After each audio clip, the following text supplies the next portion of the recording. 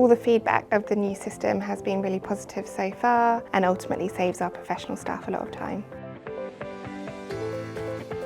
So we work with our clients to help secure planning permission, anything from one-off houses to new schools, commercial buildings. We signed up with Select just under a year ago. The reason I chose Select Technology was I like the fact that they were a family-run business. DHA is family-run, so to me that makes a big difference. They were very friendly and approachable, and there wasn't a huge amount of sales talk. We use all the services that Select offer, including cybersecurity, obviously the day-to-day support desk, and also the future workplace element. Before we got involved with the future workplace team, we were using various different softwares. Select Technology recommended that we use Microsoft Dynamics 365. It's an out-of-the-box system that they can tweak to become bespoke to us, which meant we haven't had to duplicate lots of information, but they also have built out an app where we can log our time, and the app has been really helpful for our planners because we've been able to get rid of a VPN network which causes lots of problems. I don't think there's anything we've said we want to do X, Y and Z and they haven't been able to